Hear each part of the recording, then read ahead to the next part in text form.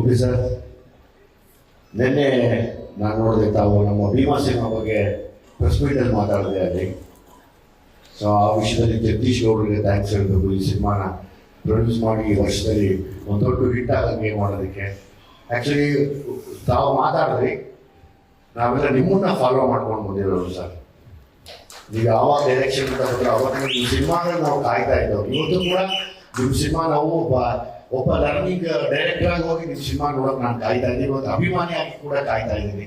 100% no doubt ಈ cinema ಈ ವರ್ಷದ ಕೊನೆಗೆ ಬಂದ್ರು ಸುಮಾರು ವರ್ಷ ಜ್ಞಾಪಕದಲ್ಲಿರುವಂಥ ಒಂದು ಸಿನಿಮಾ ಆಗುತ್ತೆ. ಅದಂತೂ ವಿತೌಟ್ ಡೌಟ್. ನಾನು ನಿಮ್ಗೆ ಹೇಳ್ತಿದ್ದೆ ಯಾವಾಗ ಸರ್ ಡೈರೆಕ್ಷನ್ ಮಾಡಿ ಸರ್, ಜ್ಞಾಪಕ ಇದೆ ಸರ್, ಡೈರೆಕ್ಷನ್ ಮಾಡಿ ಸರ್ ಅಂತ. ಸೊ ಅವರೆಲ್ಲ ಬ್ಯುಸಿ ಇರೋರು, ಮೋಸ್ಟ್ಲಿ ಅವ್ರು ಮಾಡಿದಾಗ ಕರೀತಾರೆ ನೋಡ್ಕೊಂಡು. ಶ್ರೀಕಾಂತ್ ಅವ್ರ ಮೇಲೆ ತುಂಬ ಆಸೆ ಇತ್ತು, ಹೆಂಗೂ ಸರ್ಗ ಮಾಡಿದ್ರು ಮೆತ್ತಿ ಹೇಳ್ಕೊಂಡು ಬಿಡ್ತಾರೇನೋ ಸರ್, ನಮ್ಮವರ ಸರ್ ಇನ್ನು ವರ್ಕಾಗಕ್ಕೆ ಬನ್ನಿ ಸರ್ ಅಂತ. ಅದು ಮಾಡಲಿಲ್ಲ ಅವರು. ನಾನೀಗಂತೂ ಹೇಳಿದ್ದೆ ಸರ್ ಹೇಳಿ ಉಪ್ಪಿ ಸರ್ ಮಾಡಿದಾಗ ಅಂತ. ಆದರೆ ನನಗೆ ಲೈಫ್ ಟೈಮ್ ಡೈರೆಕ್ಷನ್ ಮಾಡಿದ್ದಾರೆ, ಜ್ಞಾಪಕ ಇರಲಿ ಯಾವುದು ಅಂತ ಅದು. ಸೊ ನಿಮ್ಮ ಡೈರೆಕ್ಷನ್ ಸದಾ ಇರ್ತೀನಿ ನಾನು ಆ ವಿಷಯದಲ್ಲಿ. ಹಂಗಾಗಿ ಬರುವಂಥ ಯಾರೇ ನಿರ್ದೇಶಕರಾಗಲಿ, ನೀವೊಂದು ನಾನು ಅವತ್ತೇ ಹೇಳಿದ್ದೆ, godfather to the Kannada industry as a director ಅಂತ. ನಾವೆಲ್ಲ ಬಂದರೆ ನಿಮ್ಮ ಶಿಷ್ಯರಾಗಿ ನಿಮ್ಮ ದಾರಿನ ಉಳ್ಕೊಂಡು ಬಂದಂಥವ್ರು. ಸೊ ಹಂಗಾಗಿ ಯಾವತ್ತಿದ್ರು ನಿಮ್ಮ ಡೈರೆಕ್ಷನ್ಗೆ ನಾವು ಕೂಡ ಒಬ್ಬ ಅಭಿಮಾನಿಯಾಗಿ ಕಾಯ್ತಾ ಇರ್ತೀನಿ.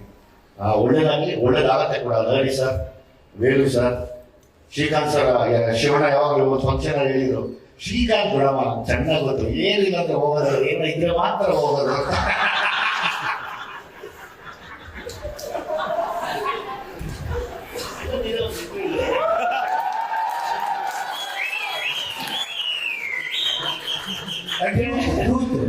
ಶ್ರೀಕಾಂತ್ ಅವರು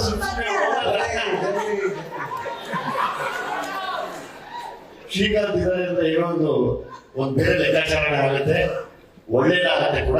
ಒಳ್ಳೆ ಮನಸ್ಸು. ನಾಗಿ ಪುನೀತ್ ಎಲ್ಲ ಸಿಕ್ಕಾಪಟ್ಟೆ ವರ್ಕ್ ಮಾಡ್ತಾ ಇದ್ದೀರಾ.